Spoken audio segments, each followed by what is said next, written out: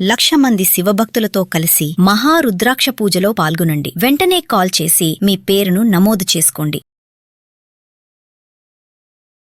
నమస్తే, సుమన్ టీవీకి స్వాగతం. ప్రస్తుతం మనతో ఉన్నారండి ప్రముఖ ఆధ్యాత్మికవేత్త మరియు శ్రీ విద్య ఉపాసకురాలు గీతా కుమార్ అమ్మగారు ఉన్నారు. బోల్డని విషయాలు మనం నివృత్తి చేసుకుందాం అమ్మగారితో మాట్లాడి. అమ్మ నమస్తే. అమ్మ శ్రీ గురుభ్యో నమః, శ్రీ మాత్రే నమః. నమస్తే అమ్మా. అమ్మ మామూలుగా అంటారు, కర్మ నిన్ను అంత ఈజీగా వదలదు, దేవుడన్నా నిన్ను క్షమిస్తాడేమో కానీ కర్మ మాత్రం నిన్ను క్షమించదు అంటారు.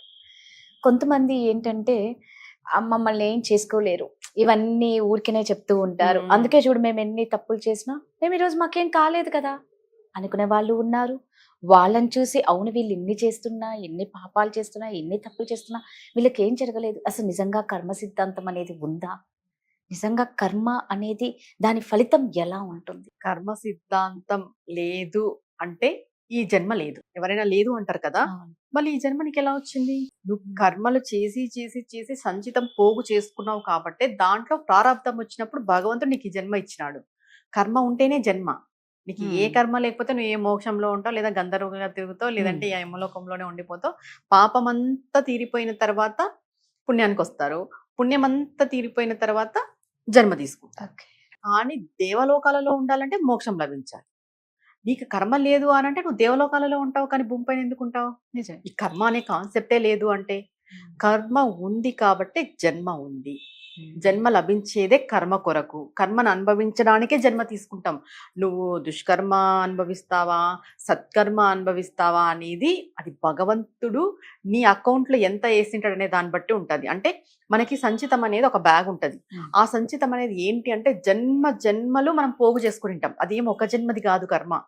ఎన్నో జన్మలుగా పోగు చేసి పోగు చేసి పోగు చేసి అది సంచితంలోకి వెళ్తుంది. అది ఒక పెద్ద బ్యాగ్. దాంట్లో నుండి ఈ పుణ్యాన్ని పాపాన్ని రెండిటిని భగవంతుడు తీసి ప్రారంధ కర్మగా ఇచ్చినప్పుడు మనకి జన్మ వస్తుంది. ఇప్పుడు నువ్వు 2 బ్యాగ్స్ వేసుకుని ఉంటావు. పుణ్యం అనేది ఒకటి ఉంటుంది, పాపం అనేది ఒకటి ఉంటుంది. అది నువ్వు ఎంత మోతాదులో నీకు భగవంతుడు వేస్తాడు అనే దాన్ని బట్టే నీ జీవితం ఇక్కడ ఉంటుంది.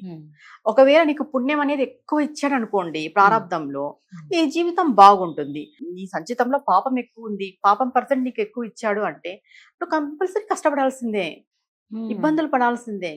కానీ ఇక్కడ ఏం జరుగుతుంది అంటే ఈ పుణ్యము పాపము మధ్యలో భగవంతుడు అనే కాన్సెప్ట్, ఆధ్యాత్మికం అనేది ఒకటి ఉంటుంది.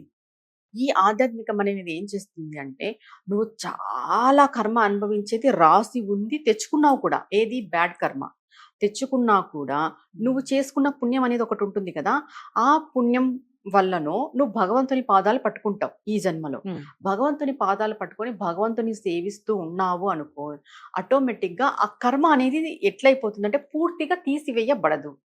కర్మని దేవుడు కూడా తీసివేయలేదంటే ఇది అందుకు వచ్చింది. అంటే నీకు 1000% ఉంటుంది కర్మ.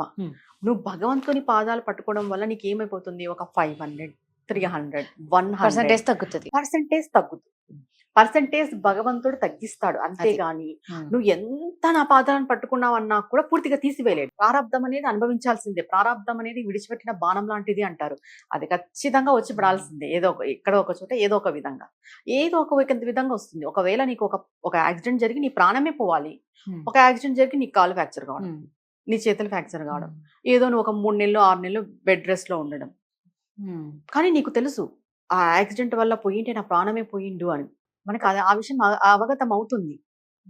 అంత పెద్ద యాక్సిడెంట్ జరిగింది కానీ నా కాలు చేయి మాత్రమే పోయింది అని అంటే నీ కర్మ భగవంతుడు తగ్గించి ఇచ్చినాడు. దేని కొరకు ఇచ్చినాడు అంటే నువ్వు భగవంతుని పాదాలు పట్టుకోవడము ప్లస్ నువ్వు కొంచెం పుణ్యాన్ని కూడా పోగు చేసుకొని వచ్చావు కాబట్టి దానివల్ల నీకు అది తగ్గి వస్తుంది. ఇంకా మీరన్నట్టుగా పక్కన వాళ్ళు బాగున్నారు, మేము బాగలేము, ఈ కర్మ సిద్ధాంతం లేదు అంటే ఇదే అప్లికబుల్ అవుతుంది వాళ్ళకు కూడా. ఏంటి, వాళ్ళు పోయిన జన్మలో కానీ జన్మాంతర సంచితంలో మంచి పుణ్యాన్ని తెచ్చి పెట్టుకుంటారు. ఈ జన్మలో పుణ్యం దండిగా ఉంది, వాళ్ళ పుణ్యం తరిగిపోతుంది. వాళ్ళు తప్పుడు మార్గాల్లో వెళ్తున్నారు, అన్ని చేస్తున్నారు, ఎదుగుతున్నారు, అంతా ఉంది. నువ్వేం చేస్తున్నావు? నువ్వు బాగున్నా నీకు ఇబ్బందిగా ఉందంటే నీకు పోయిన జన్మలో పాపం ఎక్కువ ఉంది, నువ్వు ఈ జన్మలో మంచివాడు. ఎవరైనా కూడా వాళ్ళకు వాళ్ళు క్వశ్చన్ వేసుకోవాలి. ఏంటి, నేను ఈ జన్మలో మంచివాడిని, పోయిన జన్మలో నేను ఎలా ఉన్నానో ఎవరికి తెలుసు? మనిషి జన్మ తీసుకోవడంతోనే కర్మ మొదలవుతుంది. కర్మ మొదలైన తర్వాతే జీవుడు వస్తాడు. ఈ కర్మ అనేది ముందే ప్రాసెస్. ఈ ప్రాసెసే లేదు అనుకోవడం నాస్తికత్వం. లేదా ఎట్లా పుడతావు నువ్వు? దేని కొరకు పుడతావు? అవునమ్మా. నువ్వు పుట్టి ఏం చేస్తావు? సరే, నీకు కర్మ అనేది నువ్వు నమ్మవు. మరి అందరిలాగా నువ్వు ఉండాలి కదా, నువ్వు ఎందుకు లేవు? ఇదే బ్రహ్మదేవుడు ఎంతో మంది మనుషులు, ఎన్నో ఫేసెస్ ఉన్నాయి. అందరి ఫేస్ లాగా నీ ఫేస్ ఎందుకు లేదు? నువ్వు ఎందుకు డిఫరెంట్గా ఉన్నావు? నీ మైండ్ సెట్ ఎందుకు డిఫరెంట్గా ఉంది? అందరు చదివినట్టు నువ్వు ఎందుకు చదవలేకపోయినావు? నీ రాత కొద్దే కదా, నీ అంతే. కర్మ కొద్దే కదా. ఇంకా కర్మ ఉమ్. సిద్ధాంతం లేదు అని అంటే నీకు ఎలా జరుగుతుంది ఇదంతా? ఇక్కడ చాలా మంది చదువుకున్న వాళ్ళు వీళ్ళంతా ఏం మాట్లాడతారంటే ఏదో సూపర్ నేచర్ పవర్ అని చెప్తారు కదా. ఆ సూపర్ పవరే భగవంతుడు. అది. దాన్ని యాక్సెప్ట్ చేయలేరు. ఏదో సూపర్ పవర్ నడిపిస్తుంది అంటే సూపర్ పవర్ అంటే అదేదో సూపర్ మ్యానో సూపర్ ఉమెనో కాదు, అదే భగవంతుడు. ఆ భగవంతుని శక్తే మనల్ని నడిపిస్తుంది. భగవంతుడు శక్తి అనంటే అది శక్తి రూపంలో ఉంటుంది, అది కంటికి కనిపించదు. ఇప్పుడు ఈ కెమెరాస్ ఎలా పనిచేస్తున్నాయి, ఈ లైట్స్ ఎలా పనిచేస్తున్నాయి అంటే ఎలక్ట్రిసిటీ వల్ల పనిచేస్తున్నాయి. ఎలక్ట్రిసిటీ నీకు కంటికి కనిపిస్తుందా? కరెంట్ పాస్ అయ్యేది కనపడదు కదా. కనపడదు. కానీ ఈ లైట్స్ కెమెరాస్ అయితే మనకు పనిచేస్తున్నాయి. ఈ కనపడని యొక్క ఎలక్ట్రిసిటీ ఉందే, ఆ శక్తి ఉంది కదా, అలాంటి కనపడని శక్తే దేవుడి శక్తి. ఆ శక్తే మనల్ని నడిపిస్తుంది. ఆ శక్తే మనల్ని కర్మని అనుభవించేలాగా చేస్తుంది. ఏదైనా కూడా కర్మ సిద్ధాంతం అనేది ఉంది, లేదు అనుకోవడం మూర్ఖత్వం. జన్మే లేదు మీరు అన్నట్లు.